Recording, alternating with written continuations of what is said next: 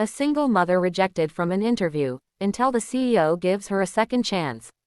Inspired by the title you shared, full emotional, long-form story for a 15-minute video.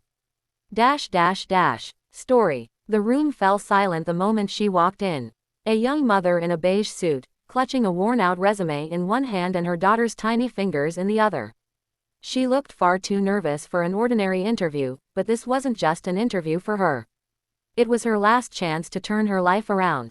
Maya Thompson, a 28-year-old single mother, had spent the last 2 years juggling low-paying jobs, late-night shifts, and daycare struggles, just to keep her 3-year-old daughter, Lily, fed and sheltered.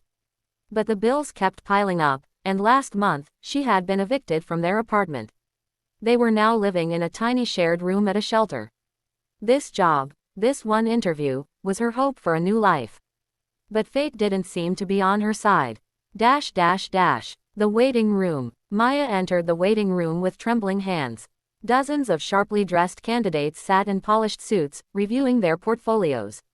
She took a seat quietly, trying to ignore their judging glances. Her daughter Lily climbed onto her lap, clutching her teddy bear tightly. "Mama, are we gonna get the job today?" she asked in a whisper. Maya forced a smile she didn't feel. "I hope so, sweetheart." She scanned her resume again, hoping it would magically improve. Gaps in employment, no fancy degree, skills learned from life, not school. But she was determined. When the HR manager stepped into the room, her eyes immediately narrowed at Lily. "Ms. Thompson," she called sharply, "a child cannot be here during an interview. You should have arranged childcare." Maya's heart dropped. I tried," she stammered. "But the daycare cancelled last minute. I couldn't find anyone else to watch her." "That's not our problem," the HR manager snapped, voice clipped. "This is a professional workplace." The candidates stared. Some smirked. Others whispered. Maya swallowed, trying to stay composed. "Please, just give me a few minutes. I came prepared. I won't let my daughter distract anything, I promise." But the HR manager sighed impatiently, already shaking her head. "I'm sorry, Ms. Thompson. We can't proceed with the interview today. Maybe you can reapply in the future, when you're more ready." It felt like a knife through her chest.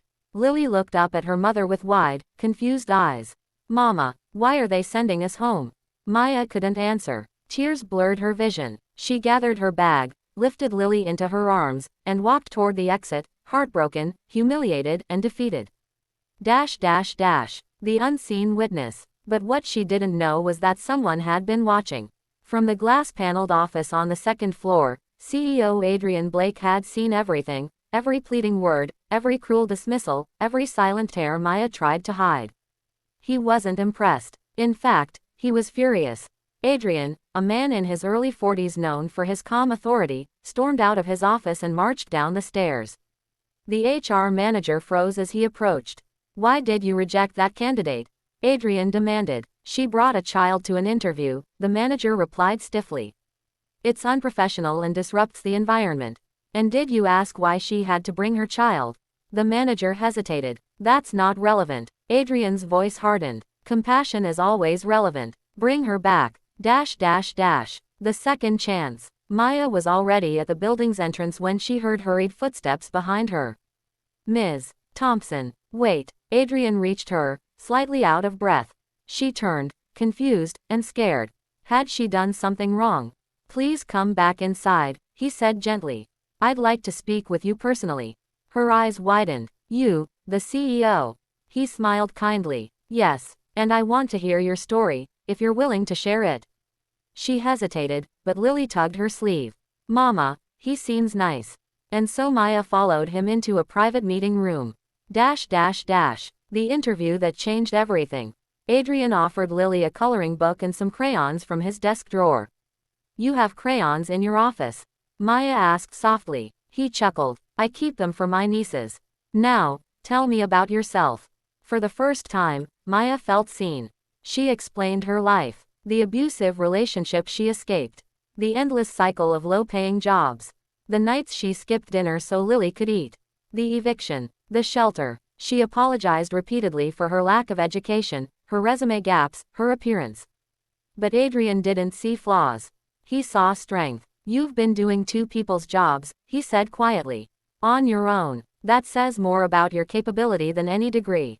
Maya blinked rapidly, trying not to cry again. He asked her about her skills, her experiences, even the ones she gained outside formal work. She talked about budgeting, organizing community events at the shelter, helping with data entry at her previous job, learning customer service by necessity, not training.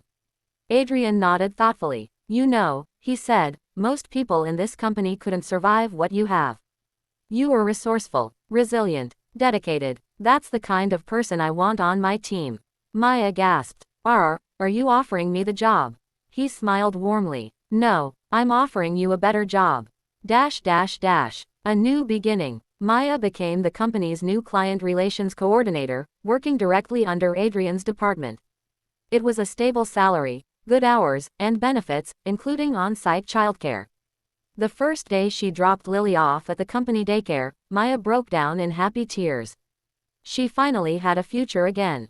A home again. Hope again. Weeks later, Maya's work impressed everyone. Her empathy made her outstanding at helping clients. Her experience with hardship gave her patience and emotional intelligence that no training could teach. One evening, while leaving the office, Adrian saw her holding Lily's hand, both smiling at each other. You've changed this company more than you know, he told her. Maya shook her head. No, you changed my life.